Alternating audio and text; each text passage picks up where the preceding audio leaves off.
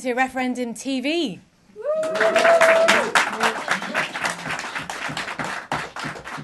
It's great to have you with us today. I'm Sarah Beattie Smith, and with us today is Ian McWhirter, political commentator from the Sunday Herald. We've got a great show lined up for you today. We're going to be hearing from Ken Stott, actor and Hobbit star extraordinaire, who's going to be talking to us about independence today. Simon Pia, journalist, lecturer and former media advisor to Wendy Alexander, is going to be giving his take on the No campaign. And we've got some great young actors and directors from the Scottish Youth Theatre. And we'll be hearing from Scots Asians for Independence and why the ethnic minority vote is so crucial in the independence referendum today. And Adam Ramsey from a Green perspective, talking about 42 reasons why we might want to be voting yes. So some great things coming up on today's show. As per usual, Referendum TV is here to be bringing you the kind of conversations that are happening across the country in town halls, in the kind of meetings that we're having maybe behind closed doors that aren't making it into the mainstream media at the moment, so that we can hear the real vibrancy that's happening on the ground in Scotland today in our referendum campaign. We'll be tweeting throughout the show. You can get us on #RefTV, so do make sure that you tweet along. We might not be able to read out your tweets at the end of today, but do keep interacting with us. And do make sure that you go onto our website at referendumtv.net and donate. We are entirely volunteer run here, run on goodwill and donations, and grateful for every penny we can get. So, Ian, we've been looking at some of the news in today's papers. There's plenty going on. What have you been spotting in the news today? Well, it's actually a bit ahead of the news, really, because in some of the papers they're reporting today that Canon Kenyon Wright, who, of course, was the chair of the Scottish Constitutional Convention, has been warning about the possible consequences of a no vote. He has now moved into the kind of yes camp from being really the architect of the Home Rule movement in Scotland. But what he's saying is that he fears that after a no vote there will be, well, a number of consequences. One, that the Barnett formula in Scottish funding will be reviewed, and that could affect public spending in Scotland, could affect the National Health Service, because the National Health Service, of course, is devolved. So, in theory, Scotland has complete control over the National Health Service, but the funding, of course, isn't fully devolved. And there are other concerns as well about the implications for Scottish representation. But what's happened is that this has kind of moved on a bit, because now Henry McLeish, who, of course, was a former Labour First Minister, he's come out today and said that Scots must think very carefully about the consequences of voting no. And he's kind of echoing this anxiety that a no vote might be the cue, perhaps not for retribution from Westminster, but a rather tougher life for Scotland, the Scottish Parliament, after the referendum. Now, he's not voting yes, but he's saying that he wanted to vote for federalism and he was disenfranchised because there's no second question in the ballot paper. So is this just the same as Billy Connolly telling us that we're going to get whatever we vote for? Is this the kind of scare story that we get what we deserve? Well, that's the danger for the Yes campaign, that it appears to be building up a scare agenda. And we've had this with Alex Salmond saying that he will write the National Health Service effectively into the constitution of an independent Scotland, so it's preserved as a fully public service. And they will be accused of doing a version of the Unionist Project Fear if they start raising too many anxieties about public spending in Scotland or Scottish representation being removed from Westminster. But I don't think there's any doubt in anyone's mind that these will happen. I mean, the West Lothian question will almost certainly be addressed after the referendum, and certainly the funding method for Scotland is going to have to be reviewed anyway. Well, we kind of see that in the scheme of things with the timescales that we're looking at after the referendum, we're straight into a Westminster campaign. All attention's going to be on what happens at Westminster. Can the Tories hang on to power? Will UKIP get a seat? Surely Scotland's going to be forgotten about if it's a no vote. Yeah, well, I mean, it won't be entirely forgotten about, obviously, because the Unionist parties have all promised that they will introduce more powers to the Scottish Parliament. But yeah, I think you're right, though. There's a lot of things crowding the agenda. First of all, that general election. UK general election, there's UKIP, threat from UKIP, and then of course there's the prospect of a European referendum, an in-out referendum on Europe, which I think will be the next big constitutional issue that affects the UK. And I fear that I fear that Scotland will kind of get lost in the verbiage. So a few other things that we find in today's papers, we were looking at Swinney being telt rather than actually being in talks. Today's Telegraph talks about Salmon's shameful bank claim unravelling today. This is due to John Swinney, our Finance Secretary, saying that he was in talks with the Bank of England about sharing the pound. And now the Bank of England, in a fairly unusual move, coming out and saying, actually, that's not true. Yes, well, John Swinney, we're told, has been rebuked by the Bank of England for suggesting that they were in discussions with the Scottish Government over a currency union. Many people suspect that this is in fact what is taking place, and they're just feeling each other out to see if under independence a Scottish government would be prepared to cede sovereignty to the Bank of England, as Mark Carney suggested in his speech on the 29th of January, in order to secure a currency union. He said that Scotland and England were, in many respects, an optimal currency zone, for all sorts of reasons. I mean, productivity, labour productivity, GDP, business cycle, and the rest of it. But he said that, to avoid there being the risk of bank runs, there would have to be some kind of central control, both of interest rates and some oversight of Scottish borrowing, which implies that they would, be ceding a certain amount of sovereignty still to the Bank of England. But this is slightly different. I mean, I think it would be almost inconceivable that if the Bank of England is not in discussion with the Scottish Government. And what they're saying is that they're not in discussions about setting up a common currency or any kind of currency arrangement, any specific currency arrangement. However, they have said that they are in technical discussions with the Scottish Government. So talking about how it might work, but not whether it's going to work. Well, I think it's very technical. I mean, all that John Swinney said is that they're in technical discussions with the Bank of England, which is self-evidently the case because, for most of the last couple of years, they've been discussing relationships between Scotland and England.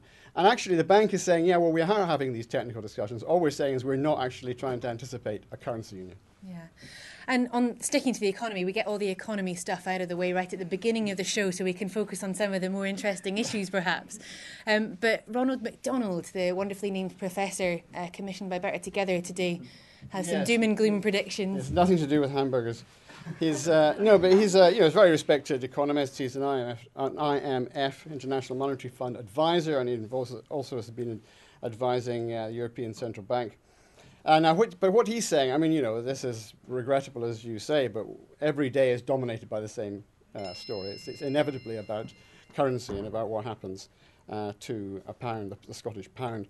Now, he's saying that even if there's a currency union, Scotland would be stuffed because the Scottish currency would effectively become a petrocurrency. So we have the curse of oil. Well, yeah, I mean, yes, exactly. Well, he's suggesting that what might happen is happened to Denmark when it first discovered substantial reserves of gas, and that meant its currency appreciated and it undermined a lot of its manufacturing industry. So I think he's kind of going down that route, but not many economists agree with him, including John McLaren, who used to be for the Centre for Public Policy in the Regions and is no sympathiser to independence. And he says there's no real evidence that the Scottish currency is actually becoming a petrocurrency. And of course, we've had all the other Nobel Prize-winning economists like Joseph Stiglitz, who say that a currency union is the obvious solution, and Anton Muscatelli, Professor Anton Muscatelli of Glasgow University.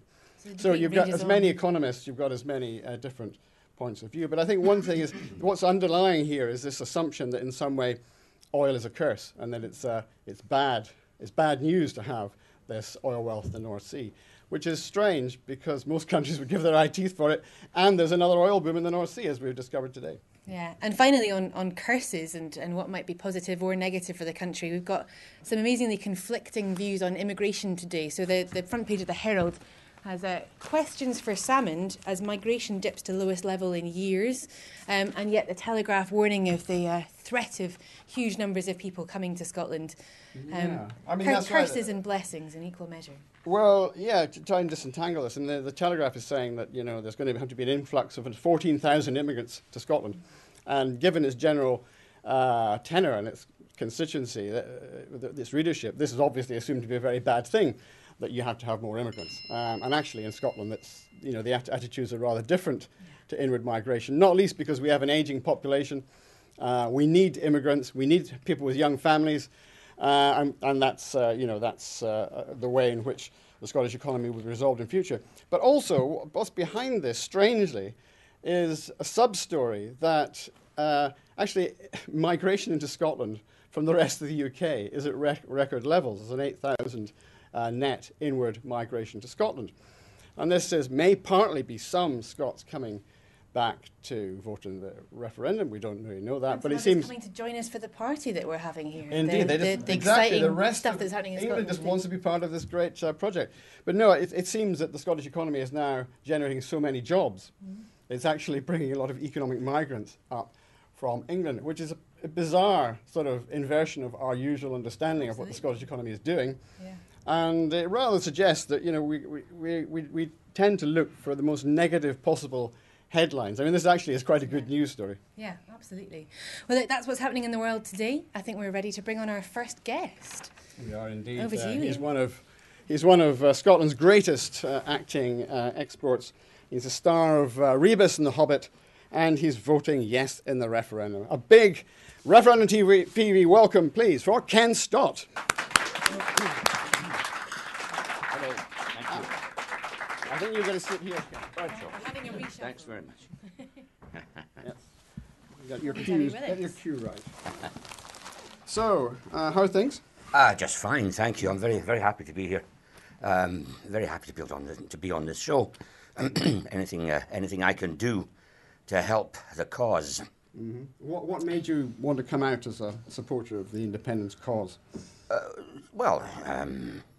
If my voice can be heard, and if it changes one person's mind from no to yes, then I'll consider it worthwhile. Okay. Why do you think independence is the obvious solution? Well, it's about democracy. It's about democracy and self-determination. We have Britain.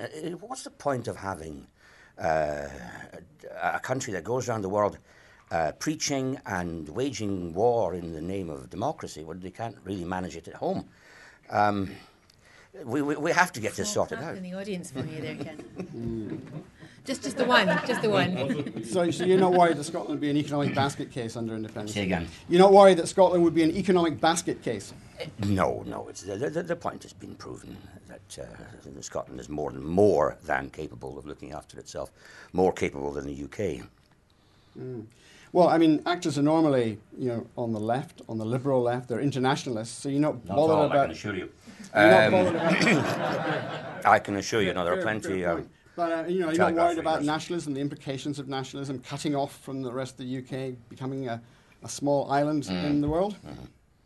Well, we have television programs coming nowadays from Norway, from Sweden.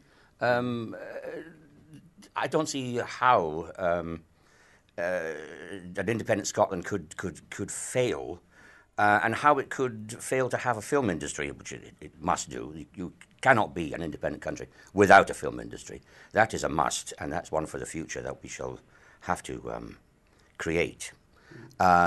Scotland will more than hold its own, and we'll still have the BBC. Well, will we still have the BBC? Well, we'll still be watching BBC all the programmes. You won't be able to watch Strictly Come Dancing after independence. Well, you might not want to anyway, but we'll set that aside. No, you're not planning on going on Strictly anytime soon, then, Ken? No. But look, what is the point? We talk about the BBC and we'll lose the BBC. We had an STV debate, the great debate, which I have to say STV reduced to the quality of an American football match. But nobody outside of Scotland saw that. I was on the BBC referendum debate the other night. Nobody out of Scotland will see that. Everyone will see this, of course, because it's on Referendum TV. What's the point? So, there's already a division between us. It can only get better. It was a bit of a baptism of fire, that, wasn't it, up against Danny Alexander? I mean, how did you feel being cast in a politician's role? Well, I'm very surprised that Danny Alexander was there. I'm surprised he's not resigned over the debacle of the student tuition fees. But, we've got principles, and if you don't like them, we've got plenty more. He puts his power before his principles. You could say it's a baptism of fire. I was supposed to be with Oh, Daily Mail. Who's that Daily Mail? I don't read it, but Daily Mail columnist Katie Grant. Katie Grant. Katie Grant. She inexplicably couldn't make her way to Inverness. I managed to get there from London, but she couldn't get there from Glasgow. And so in her place came Blair McDougall, which you could say was the heavyweights, you know. But I enjoyed it immensely. So what do you think about the currency union then? Because this campaign seems to be reduced to the single issue of whether or not Scotland would be able to form a currency union with the UK, whether it be desirable or not. Do you think there should be a plan B? No, you know, this business, the plan B, this is the no campaign. I'm tired of this question of a plan B. We will use the pound. We've been told, Darling has told us we're going to use the pound. Osborne, they've all said we will use the pound. We know we will use the pound, but if we keep talking about it, they'll love it, because we're not talking about issues like expansion of childcare, of education, and the way in which a country should be going. If we talk endlessly, ad nauseum, about a plan B or a no plan B, then that's exactly what they would like. So I refuse to talk about it anymore. You know, quite frankly, that's an end. We will be using the pound, and that's it. Final. What do you think of the way the campaign's going? Because certainly the opinion polls suggest that, the Yes campaign is not winning yet. No, but then again, you know, 2007, the suggestions were exactly the same. Yeah. Sorry, 2011, exactly the same. Well, you mean because the SNP was 10 points behind, and then it had a landslide in the actual election. Yes. So you think that could possibly happen again? Absolutely. I mean, and let's not forget, this is not about the SNP. This is not about the SNP. This is about Scotland and its future. You know, it's about independence, for goodness sake. And it wouldn't be the first time that Britain has given a nation its independence. You know, you have to look. You look to there is a whole host of countries. America, 300 million Americans every day salute the flag of independence from Britain. All countries of all shapes and sizes: Malta, Jamaica, Qatar, Bahrain, Kuwait. All these, and perhaps maybe the most important of them all, India in 1947, and the great Mahatma Gandhi, whose statue will soon adorn Parliament Square in London. And he will be able to look down on the MPs and the peers as they go about their business, and he will be able to smile at them, knowing that they remember his words, which were about independence. First, they ignore you. Then they laugh at you. Then they fight you, and then you win.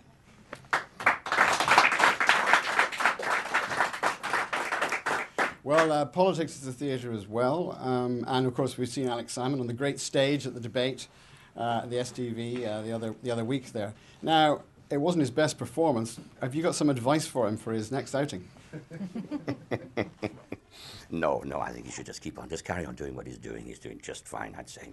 Mm-hmm. You know, it's very, very difficult. We've got newspapers that are against us. We've got the BBC, which is the arm of the institution, the organisation.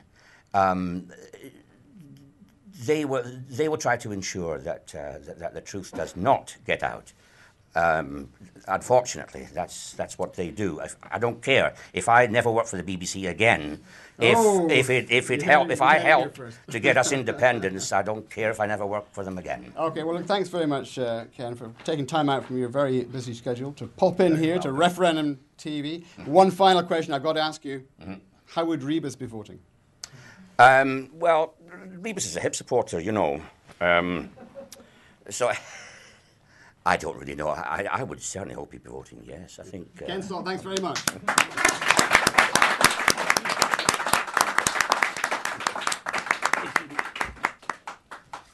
So next up, we're going to hear from journalist, former media advisor to Wendy Alexander, and lecturer Simon Pia, who's going to talk to us about his no voting intentions and how things are going on that side of the campaign. So please welcome Simon Pia. Looking very relaxed. Yeah.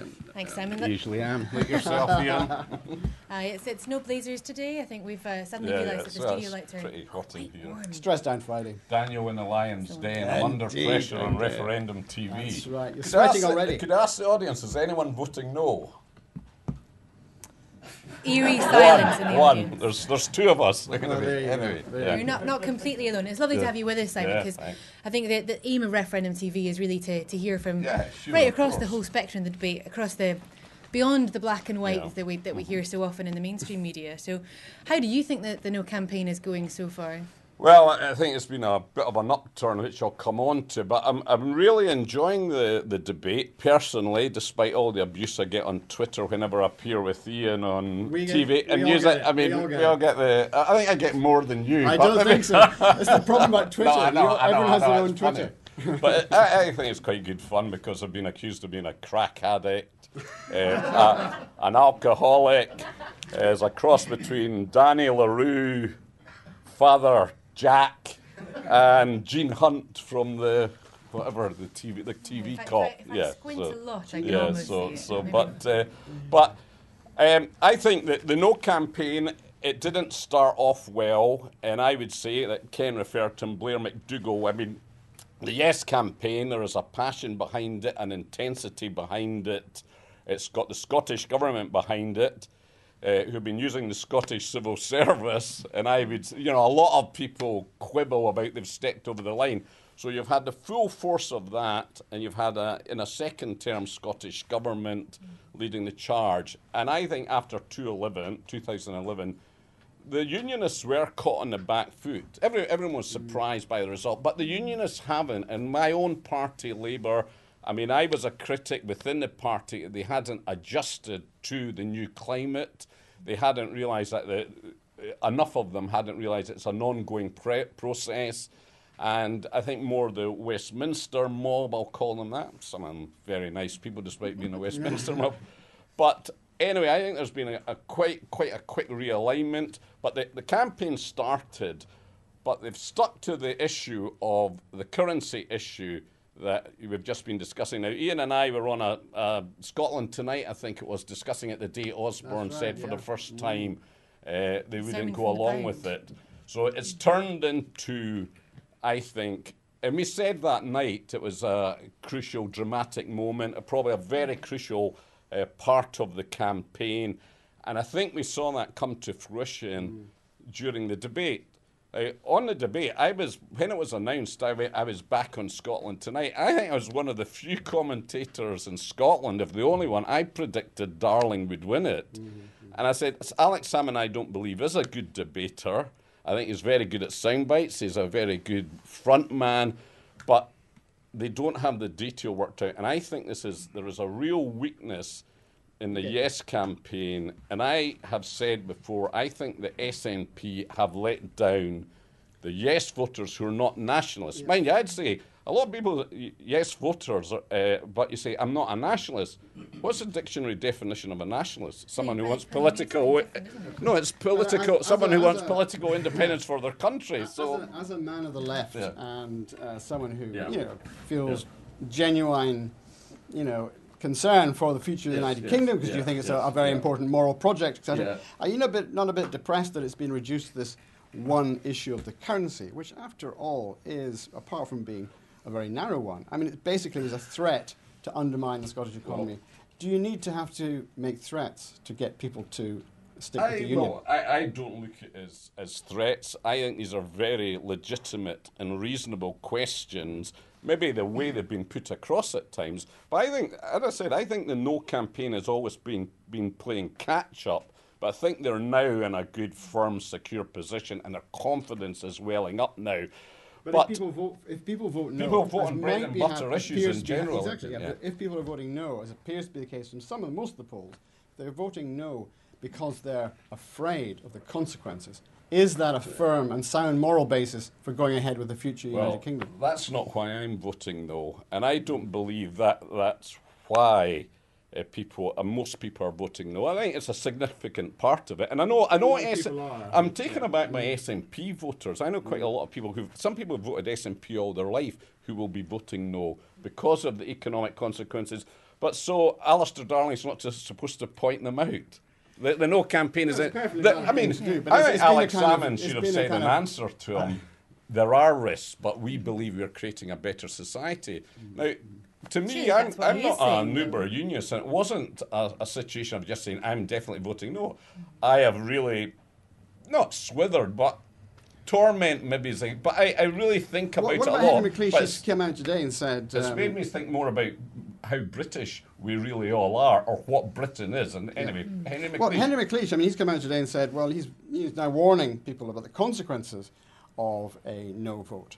And he's saying that this is because there was no, there was no federal option, there was no devo max option. Yeah. People have been forced into this, and he says people think very, very carefully about voting no. If you were his media advisor, what would you be telling him? Henry's. I think Henry will come out as a yes, probably. At the last second.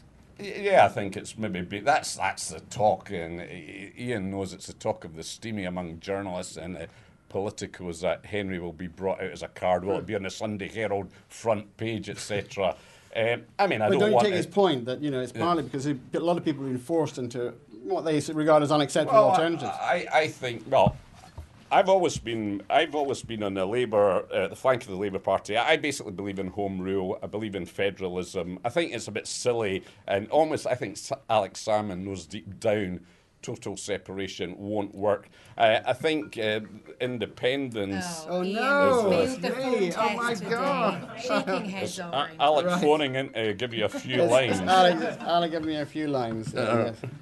So, Simon, I just wanted to pick up on this idea of what happens after the vote. So we heard from Neil Atchison last week. Right. Karen Kenyon, right. I thought that was bonkers what he said today, because 1997, Labour got into government. Within 3 months, we had the referendum, and they delivered. Now, do you really believe that all 3 political parties are lying? They're not to offer more powers. They're already kicking in 2016. The Calman Commission through Wendy Alexander. But if people are so cynical or so sceptical or so negative about the UK and believe all politicians are liars, bar for the SNP, bully to you. But I think as far as if they don't deliver, there'll be huge ramifications, and you'll have another referendum. But I believe Labour are sincere about it. It's not saying they're liars, but remember they all have different points of view. They don't have a common agenda. It's also got to go through the Westminster. You have a different point of view of what Scotland's going to be like than Alex Salmond. It's also got to go through the Westminster Parliament, and they're going to have a lot of other things in their minds. We've been talking earlier on the programme. I mean, do you really think they're going to come up with federalism after a no vote? Well, if they renege on it, I think it will have historic consequences, and you will have another referendum within a few years if they do renege on it, and have staked their reputations on the line on this. And it will be, and it will shove even more people into. What have they staked their reputations on, though? Because Labour, for example, Labour's proposing going to be 5% more on income tax. Well, no, that you're right there. I mean, there isn't at the moment there isn't complete agreement. The Lib Dems want full federalism. The Tories say they want, all tax devolved. So all the parties have very different views. Power. Yeah, well, I think there'll be a significant amount of income tax that will be agreed on by all parties. Labour, I think, aren't for full income tax, but of course, because you'll be keeping, the Foreign Office, etc., etc. But I think if you want to be a total cynic about it all, but I think that's rash, and I think that's a blind spot. And while I ask myself and question the No campaign, I don't think people on the Yes side question and are self-critical enough about their argument. I'm sure. Well, hang on, Simon. Yeah. A big round for Simon Pia.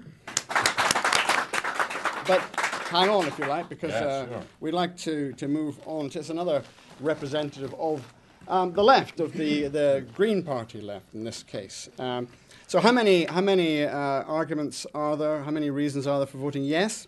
Well, there are 42, according to the Open Democracy's Adam Ramsey, and he's with us just now. A big round for Adam Ramsey. Okay, first of all, why is it 42? Is that because it's the meaning of life? Partly, yeah. If you're going to choose a number, then why not go for the one Douglas Adams chose? Okay. But also because that's what came out. And what is number 42? Number 42 is for everyone else in the UK. That I think independence, breaking up Britain will be a great relief, a brilliant boon for the left all across Britain, and I look forward to that. I live in Oxford, and I look forward to the chance to properly debate the British Constitution. The British Constitution has never been written down. It's been bent by the powerful in their interests for the last 1,000 years, and a chance to blow a hole in that and finally get a chance to get it written down and get some codification of the powers of the powerful would be wonderful, I think.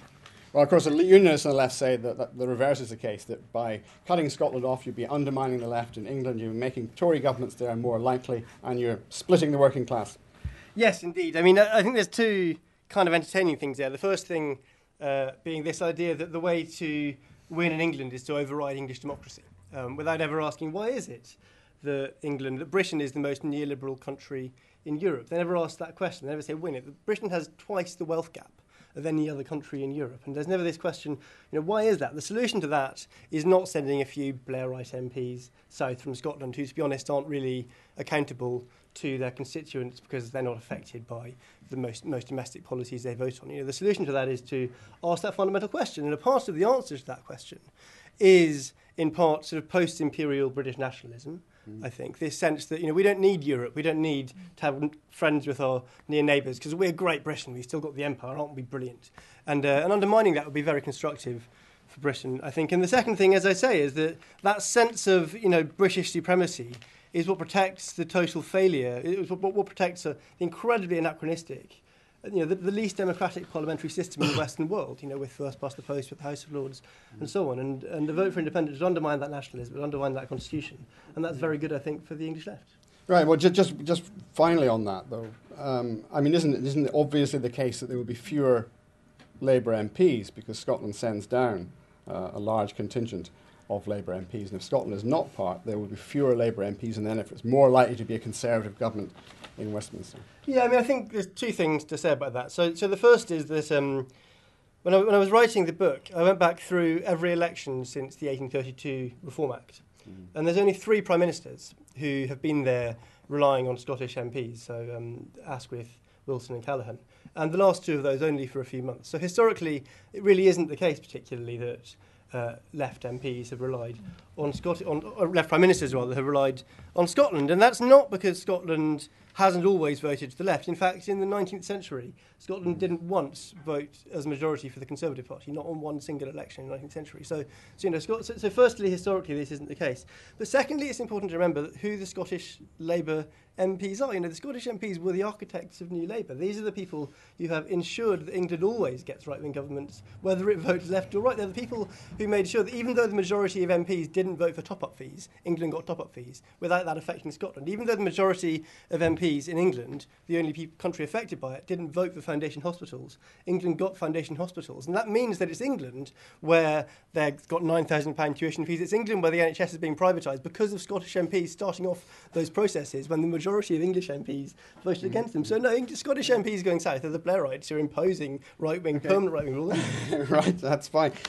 As an internationalist, you're a Green Party activist. You've written this book, 42 Reasons for Voting Yes, and you're also right for open democracy in our kingdom. Yeah. In our kingdom. Our kingdom is, it's kind of fulfilling the George Orwell project. Now, he was very opposed to nationalism, and a lot of people on the left, particularly in England, fear that nationalism, despite what it appears at the moment, might lurk within it a new kind of Scottish right-wing radicalism. So are you concerned about being in the nationalist camp? I suppose the way I see it, you could look at both camps as nationalists. Nationalism, just to correct you, Simon, when I was a student at Edinburgh, what they taught me is that nationalism is the belief that nation states, or rather nations, the imagined community, Oxford English Dictionary, that nations, the imagined community, ought to be coterminous, ought to have the same borders as states. So you can be a British nationalist. So when celebrities write to us and say, we love you, therefore we should share a government with you, in order to love someone, you have to have the same prime minister. That's by definition nationalism. We see you in our imagined community, and therefore we need to share a state. That's nationalism. So there's nationalism on both sides. Now that doesn't mean that everyone on either side is nationalist. I'm sure Simon isn't when he says he's not. And I think that there is a sinister nationalism lurking in British nationalism. Mm-hmm. I think that when Douglas Alexander says he doesn't want to see English people as foreigners, he's being xenophobic, because there's nothing wrong with being a foreigner. But I don't think everyone is like Douglas Alexander, a xenophobic nationalist. I think that lots and lots of people like Simon aren't. And, so yes, I worry about being on the side of nationalisms either way around, but we have to accept that there's a referendum where you can either vote for either flag, or you can say, well, this isn't really about that at all. Maybe it's about whether government should be closer or further away. Maybe it's about other questions. What do you make of that, Simon? Well, your point about the British Constitution, it's not written down. I think we take I think there's been a very knee-jerk negative response to what Britain is. I think it is a progressive country. Part of what you're saying, I think this falls in line with that. Scotland isn't as left-wing as a lot of the Yes people believe, and I think that would be a disappointment if it ever does come to fruition. And England isn't as Tory a country as the nationalists or the Yes campaign portray it. And you speak about negativity and Project Fear, Boris Johnson, the ex-Prime Minister, or it's going to be a Tory rule ad infinitum. The Tories are getting reduced in size in England. There's a lot of anti-Londonism. My son lives there. He texted me on the night of the council elections, just voted for Labour in Fulham and Hammersmith, the first time since 1967. Labour have a 14-point lead in London. The big cities, England, it's fascinating what's happening in England. There is more radical socio and demographic change there than in Scotland. But you also go on about Britain being the most neoliberal country in Europe. Now, I was never a Blairite. I'm an old-fashioned social democrat. But immigrants who are piling into Europe. I go to Sicily a lot. I've got my father's Italian. They're coming over, and do you know where they go to? And I've spoken to a lot of them. The Africans are coming from. It's terrible. It's a huge scandal that we don't discuss this more. It's more important than this referendum to me. Where do they want to go to? Britain. And our social security system, despite the Tory government and despite Blairism, it is better than a hell of a lot of countries in Europe. Now, there's different parts of that are stronger in other countries, but as you well know. But I wonder if there's some common ground that we can find between you guys on the future of the left. I think Adam and I were sat in a slightly grotty cafe about 3 years ago, some time in the morning, about 1 a.m, trying to debate with Owen Jones in one of the most frustrating debates of my life, when Owen was like, but what about salmond and nationalism? Owen Jones, the journalist. Owen Jones, the journalist, babyface Owen Jones, who I've got a lot of time for, but who differs in views from myself on a yes vote. But his view is obviously about solidarity across the UK. Yes. And I wonder personally about what solidarity across the UK amongst the left has got us so far in the current sort of democratic setup that we've got. But how does a yes or a no vote help us with solidarity? I was on the Isle of Man last week, and on the Isle of Man I happened to go past the Isle of Man branch of Unite the Union. The Isle of Man has a separate government, it isn't part of the UK. I don't think, we should have solidarity, of course we should have solidarity with people in England, but also with people in Ireland and people in Italy and people in Iraq. And so, solidarity... What you call 7 nations, haven't you? Well, yes, I've just been to all of the 7 nations of this geological archipelago. But I mean, solidarity is a globalist concept, and it's international or it's nothing. There's no such thing as a national solidarity. That's nationalism. There's global solidarity, there's nothing. Now, the question of, as you say, should we be concerned about people in England? Yes, we should. And yes, we should, I think, take very seriously the consequences of independence for people all across the whole UK. As a Scot living in Oxford, of course I worry about that apart from anything else. It'll affect me. But as I've said, I think that, Simon is right. England is not a right-wing country. England is a progressive country. The problem is it's trapped in a British constitutional setup, a post-imperial constitutional setup, which never gives the people of England the governments they vote for, never mind the people of Scotland. England, 80% of people in England want to nationalise most things. It's only on immigration where, I think they're sort of tricked into blaming outsiders that people in England tend to have regressive views. Well, you know this, as you mentioned, migration, Simon, and we know that Scotland needs more migration. We know that, certainly the Tories and a large body of opinion south of the border does not want any immigration at all. In fact, the Labour frontbencher even said they would set up border posts after independence to keep Scottish immigrants and immigrants going through Scotland out of England. Yeah. Did that not make you feel just a bit uneasy? Yes, of course it did. And I'm happy to say there are things about unionism and the Labour Party and the No campaign that makes me feel uneasy. I don't hear people in the Yes saying that about nationalism. Not the thing about the social attitude studies as well. You'll say it. Yeah, there are people in the SNP who are just Scottish nationalists, and that's not comfortable for me. Yeah.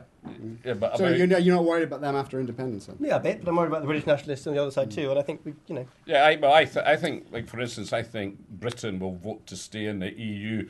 But speaking about immigration, social attitude studies, and I've come across a lot of people in Scotland who do not want further immigration. We have not had the same level as in England. And I think England as well is a beacon in Europe for racial integration and for welcoming immigrants. And I really get fed up time and again with this among all the Yes campaign, as though England's some dreadful place, in Britain. And I'll take you back 1,000 years. England in some ways has a more radical tradition than Scotland. I am a big fan of England. The problem is Britain. Okay, come on. Okay, rioters in London. There's much too much agreement here. Much too much agreement. Okay, let's have a big round, please, for Alan Ramsey and Simon Pia.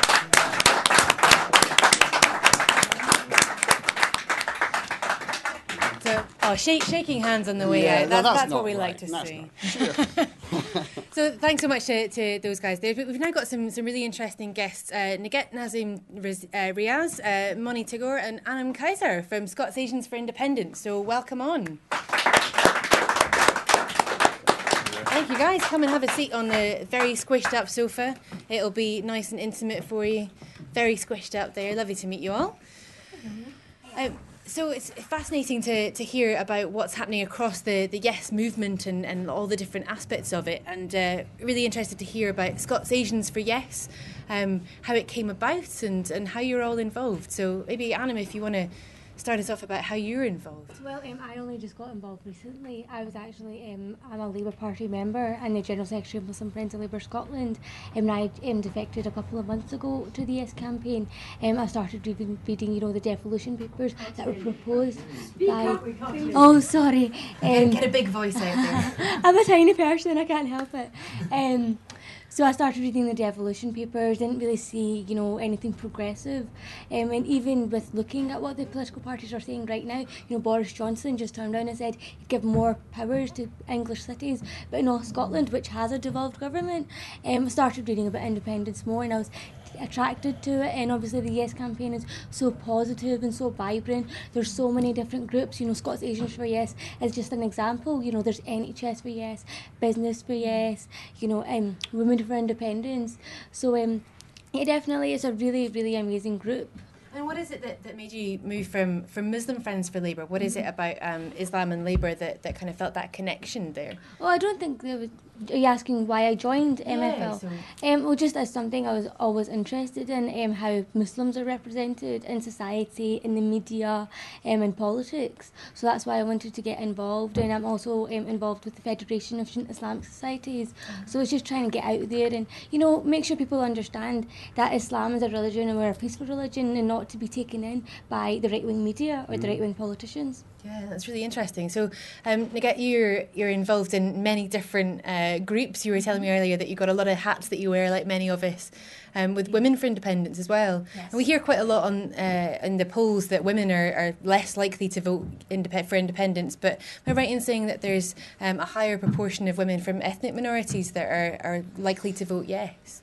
Apparently so. It is emerging, though, through our canvassing and through our stalwarts and debates, that more women will approach us after the debate to ask our opinions and how they can get involved. So we're seeing an upward trend.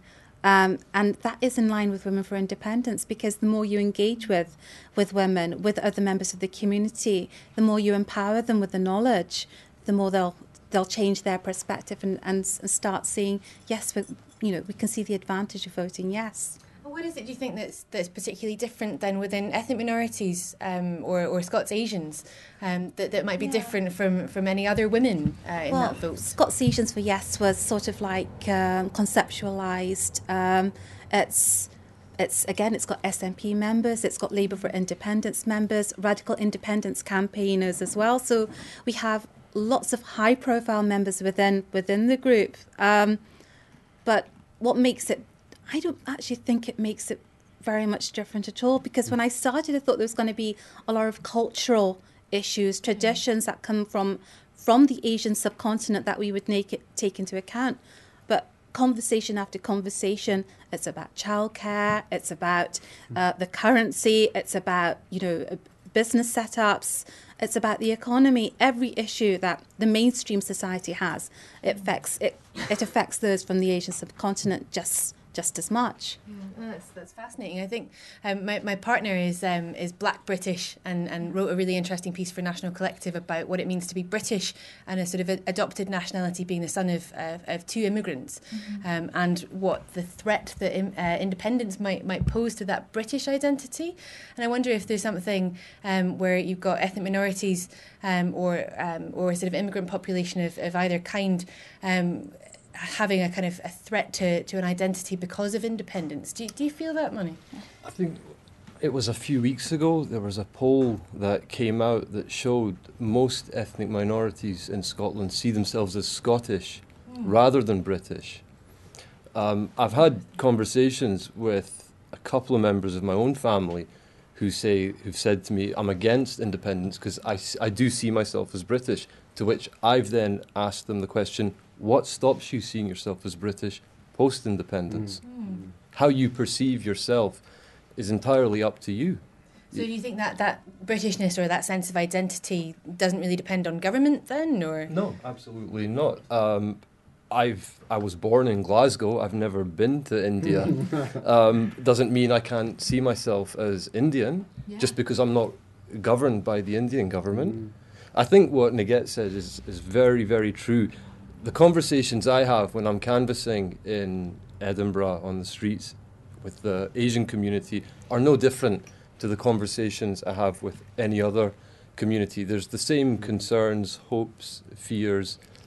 But for me, I was always brought up to ask questions, never accept anything on faith. And independence is the normal condition for any country. So I started asking myself, well, why should Scotland be different? And the more I researched and looked into this, the more I couldn't understand it. It's particularly shocking when you look at the UK JERS figures. So you've had the same sort of journey to yes that Annam has then? Yeah, I'm 33 now. I've been voting for the SNP since I was about 25.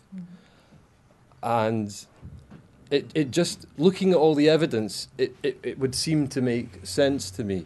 I mean, I think that the fact that we have the lowest pensions in Europe, the lowest minimum wage, some of the highest childcare costs, the British state isn't working for ordinary people, and that is my concern, the ordinary people of this country. It's not right that an average couple have to spend literally half their combined income just on childcare. There's something wrong there, and it's actually interesting, something I learned from the wonderful Robin McAlpine of the Reed Foundation. The Commonweal, yes. Apparently, funding childcare so mothers can get back into work in Norway, that is worth more to their economy than their oil fund. Now, that's an incredible statistic. Now, as you say, you're Glaswegian, born here. You heard Simon Pia there say that he thinks there's evidence that some Scots are hostile to immigrants or people of different ethnic background. Have you sensed that? Do you find anything of that? Are you concerned about nationalism? Because in Europe, a lot of nationalist parties are opposed to immigration. The thing that I love about our side of the campaign is at a grassroots level, I've never encountered any hostility.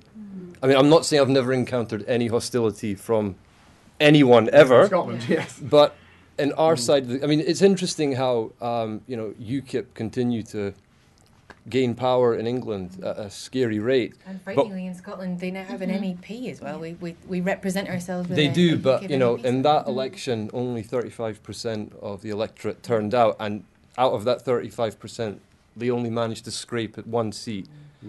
So 10% of the vote. Just only slightly, marginally more than the Greens. Yeah. Right? A tragedy. Does that Tragedy go for you two as well? Are you comfortable with nationalism? When people ask that question, I tend to be bemused because I was born in Birmingham. My parents are Pakistani, and I lived in the Highlands for 20 years of my life, just recently moving back to Glasgow. So I don't see it. I just don't see it. I see myself as a fully integrated member of Scottish society.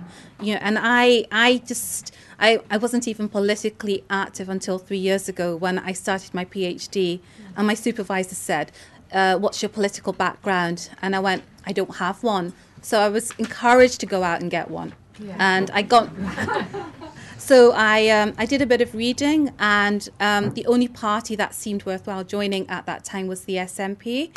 A single clap from the audience. Yeah. A ripple. Yeah, I joined. I became an activist, leafleting, canvassing for the party in the council elections. And when the referendum came up, I did a lot of reading, and I thought, this is the way to go. It's every country should be independent.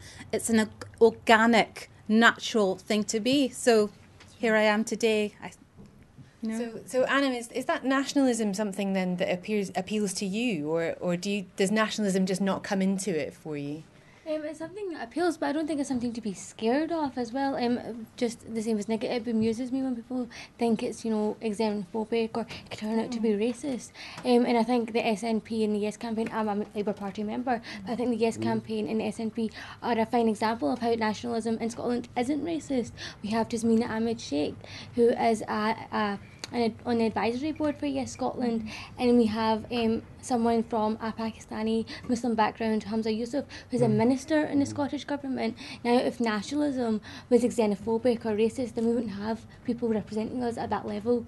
You say you're a Labour Party member. Yes. What have people in the Labour Party been saying to you about it? Yeah, I don't think they're too happy. But if you actually, well, that's a nice way to put it.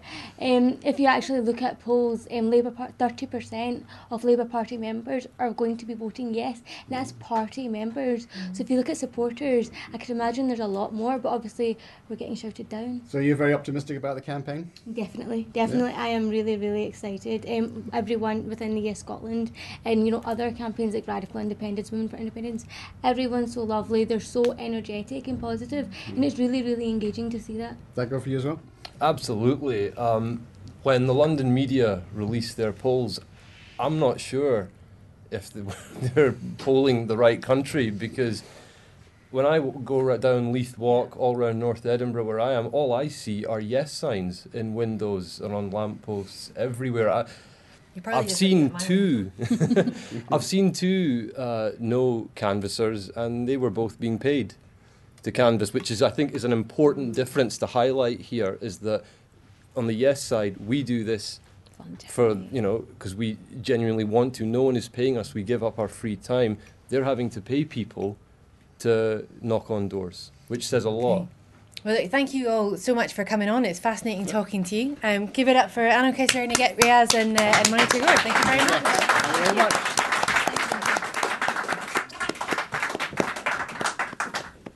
No, we hear a lot about, as we were hearing there, about the vibrancy of the Yes campaign and how it supposedly, at any rate, revived the creative instincts in Scotland, and it's promoted theatre and writing and other initiatives like the Yestival.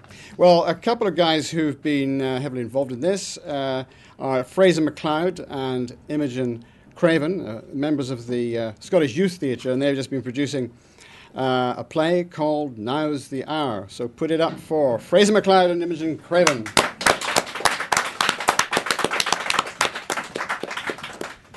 Okay, well, tell us about the play. It's not a piece of SNP propaganda. No, certainly not. Scottish Youth Theatre, Scotland's national youth theatre, formed by young people. And when the referendum was announced, and then that 16, 17-year-olds were going to get the vote, we thought we were best placed to engage young people in the debate. So we started the process over a year ago, and that was our main ethos behind it, was to engage young people in the debate. Last summer we developed this play, which Imogen was part of, and we came up with a structure which explored the young people's hopes, fears and ambitions for themselves and the future of Scotland. And at no point in that process did we ask people how they were going to vote. It was really important that it was just about what are your questions and what are your worries, but also what are your ambitions, and keeping positive about that. Okay. And from that, the have started to form their own opinions and went out to find the answers to those ambitions. And Okay, well, Imogen, what are the hopes and fears? Oh, well, they widely sort of spread amongst the cast. We had an original cast of 32, so we all had very different hopes, fears and ambitions, and I really liked having that difference between it because it was about each individual person's, what they wanted for Scotland and what it meant to them to be Scottish and to have their country and what they wanted that to be. Obviously, in terms of like the age, a lot of people were worried about things like tuition fees and stuff like that because that seemed to be quite relevant to us and tended to sort of stray away more from the currency union and stuff like that. It seemed to be more What do people make? What do young people make? I hate using this patronising term, young people, but what do people of your generation make of this campaign, which, as you say, has been dominated apparently by the single issue of the currency? I feel like the currency debate is a entirely separate debate from the referendum, if I'm being perfectly honest. I feel like it seems over exaggerated and I don't think it's the most important thing.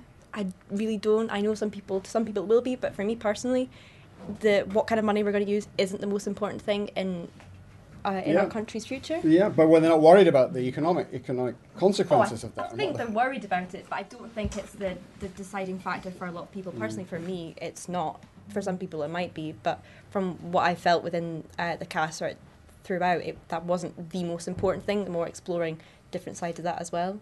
Well, Fraser, we keep hearing that there's been this big explosion of creativity in Scotland. I mean, is that true?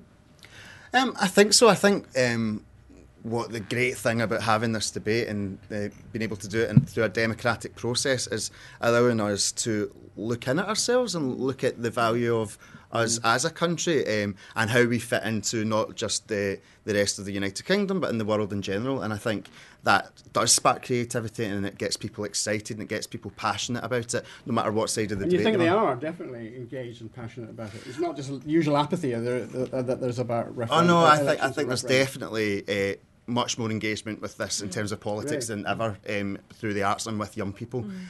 Whether it be they're quite actively saying, I don't know, or I don't understand. A lot of our young people that we're working with feel overwhelmed by the amount of information that's out there and the conflicting sides of the debate and of the argument, because a lot of these young people don't have political alignments to start with. So where do you think they're getting their information at the moment then? A lot of it is through news and through social networking, and I think they're getting tired and weary. Some people, I know I am. I know at it's been points, a hell of a long campaign. I'm not sure I can survive it. And then you have to just slap yourself and kind of go, don't, because in September it'll all be done, in theory. But Imogen, where did they come from? Where did they start? The people when you were getting together to discuss what hopes and fears are, a majority presumably were opposed to independence at that stage, were they? Well, we didn't actually ever sort of come right out and say it. That wasn't what we were planning on doing. We just wanted to get people engaged in the debate and find out what for us was the right thing. So we actually wrote a letter to our future selves in 20 years' time of what we wanted ourselves to have achieved in that time, what we wanted Scotland to be. And through that we found out like our hopes, our fears and our aspirations, which were all sort of rooted towards the same thing, that we want a fairer, friendly, safer, more peace and stuff like that. That tended to be, what's everybody's, hopes and dreams that are going to be. And you about for distill Scotland. that into this play. Well, yeah, that's where we sort of like found our roots of the questions that we really wanted. So maybe the deciding question, if you could get a straight answer and that would be what would happen 100%, that would be the question that would define your answer, either yes or no. Do you think they're moving to yes or moving away from yes? Well, it varies. The cast we have at the minute, we have a cast of 12 that are performing a kind of abridged version of the show, and with new content and new scenes and new questions. But they're much more open, I would say, and open-minded. So a lot of them have actually confessed that they were maybe on the yes side and no side, and are maybe back in the middle a little bit. So I don't know if we've confused them more. But I'm proud of that, because I think it means they're open and they're looking for what's right for them rather than sticking to one side. We're right out of time. Just tell us where the play is, how people can see it. On you go. It's at the Comedy Stand 3, which is on York Place. It's at 1:35 up until the 24th of August. Please go and see it. And it's called Now's the Hour. Now's the Hour. Okay, well, thank you so much, Imogen Craven and Fraser McLeod.